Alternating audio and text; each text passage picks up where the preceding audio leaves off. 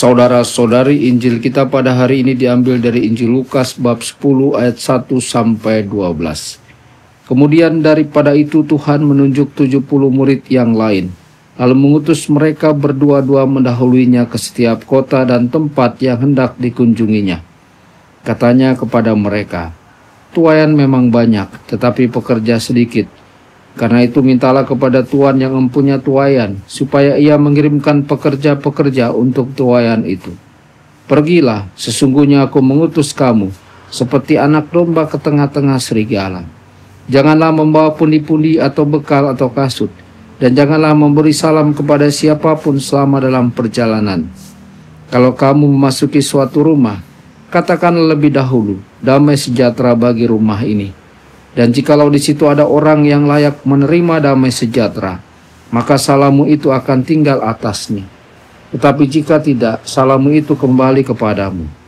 Tinggallah dalam rumah itu, makan dan minumlah apa yang diberikan orang kepadamu, sebab seorang pekerja patut mendapat upahnya.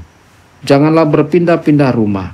Dan jikalau kamu masuk ke dalam sebuah kota, dan kamu diterima di situ, makanlah apa yang dihidangkan kepadamu.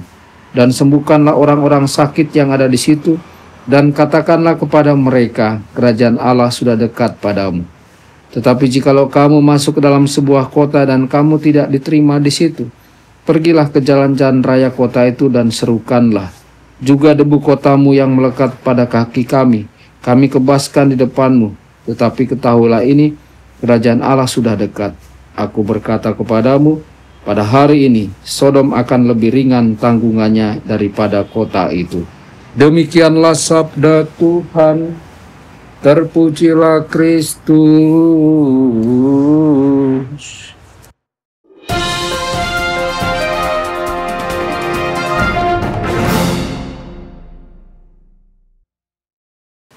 Dalam nama Bapa dan Putra dan Roh Kudus. Amin. Saudara dan saudari terkasih dimanapun Anda berada, jumpa lagi dengan saya Romo Tedens dalam saluran Warta Kabar Sukacita. Semoga Anda semua dimanapun berada senantiasa dalam keadaan sehat dan bahagia.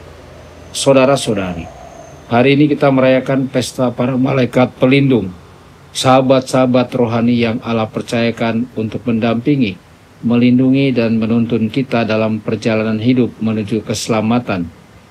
Injil hari ini memberi kita gambaran yang indah tentang bagaimana Yesus mengutus murid-muridnya dan bagaimana kita pun dipanggil untuk berjalan bersama dalam misi keselamatan.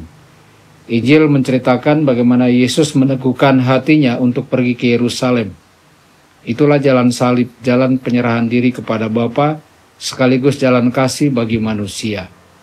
Dalam perjalanan ini Yesus mengutus 72 murid, mendahulinya ke setiap kota dan tempat. Para murid diutus tanpa bekal, tanpa pundi-pundi, tanpa jaminan keamanan. Mereka harus belajar bersandar penuh pada Allah dan membuka hati pada siapapun yang menerima mereka. Bukankah ini juga yang dilakukan oleh para malaikat pelindung? Mereka diutus Allah untuk mendahului kita, menemani langkah kita, menjaga rumah kita, dan mendampingi kita di tengah kota-kota kehidupan kita, tempat kerja, keluarga, bahkan pergulatan batin kita. Malaikat tidak mencari kenyamanan atau kehormatan, tetapi menghadirkan damai karunia yang juga diminta Yesus, agar dibawa para murid ketika memasuki rumah. Damai sejahtera bagi rumah ini. Saudara-saudari terkasih, ada 3 hal penting yang bisa kita renungkan hari ini. Pertama, mengikuti Yesus berarti berani melepaskan segala kenyamanan.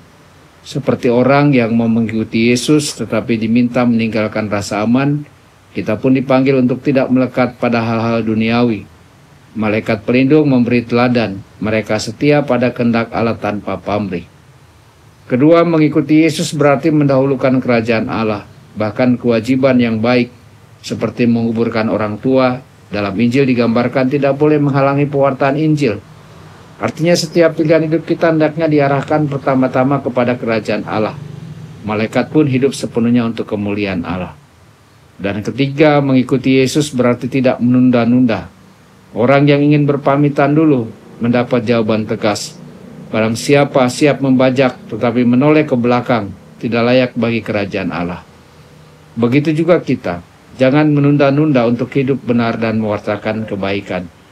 Malaikat pelindung tidak menunda tugasnya. Begitu Allah memerintah mereka bertindak. Saudara-saudari, seringkali kita juga menghadapi penolakan.